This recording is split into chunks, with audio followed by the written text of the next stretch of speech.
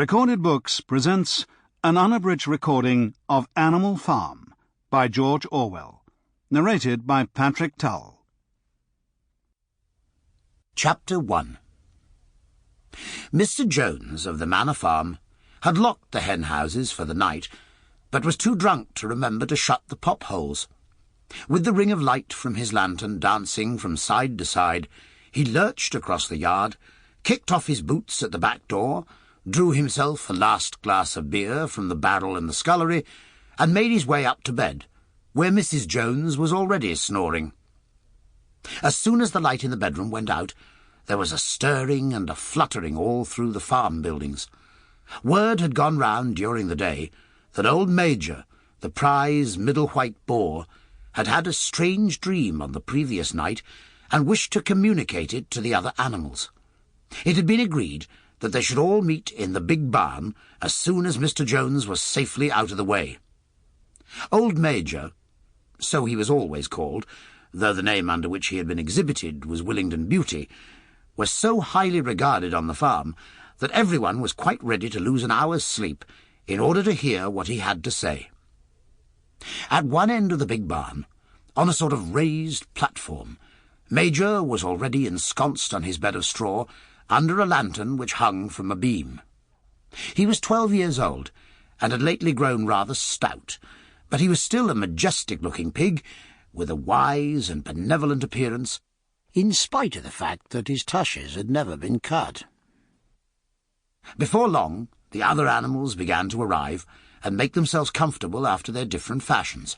First came the 3 dogs, Bluebell, Jessie, and Pincher, and then the pigs, who settled down in the straw immediately in front of the platform. The hens perched themselves on the windowsills, the pigeons fluttered up to the rafters, the sheep and cows lay down behind the pigs and began to chew the cud. The 2 cart horses, Boxer and Clover, came in together, walking very slowly, and setting down their vast, hairy hoofs with great care, lest there should be some small animal concealed in the straw. Clover was a stout, motherly mare, approaching middle life, who had never quite got her figure back after her 4th foal. Boxer was an enormous beast, nearly 18 hands high, and as strong as any 2 ordinary horses put together. A white stripe down his nose gave him a somewhat stupid appearance, and in fact he was not of first-rate intelligence, but he was universally respected for his steadiness of character and tremendous powers of work. After the horses came Muriel, the white goat, and Benjamin the donkey.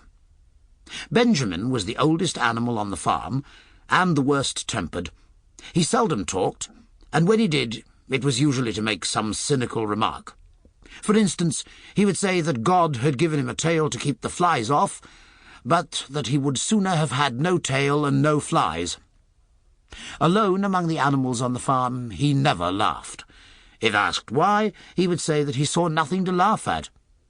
Nevertheless, without openly admitting it, he was devoted to Boxer.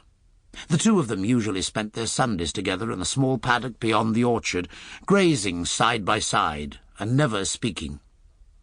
The 2 horses had just lain down when a brood of ducklings, which had lost their mother, filed into the barn, cheeping feebly and wandering from side to side to find some place where they would not be trodden on. Clover made a sort of wall round them with her great foreleg, and the ducklings nestled down inside it and promptly fell asleep. At the last moment, Molly, the foolish, pretty white mare who drew Mr. Jones's trap, came mincing daintily in, chewing at a lump of sugar. She took a place near the front and began flirting her white mane, hoping to draw attention to the red ribbons it was plaited with. Last of all came the cat, who looked around, as usual, for the warmest place, and finally squeezed herself in between Boxer and Clover. There she purred contentedly throughout Major's speech, without listening to a word of what he was saying. All the animals were now present, except Moses, the tame raven, who slept on a perch behind the back door. When Major saw that they had all made themselves comfortable and were waiting attentively, he cleared his throat and began.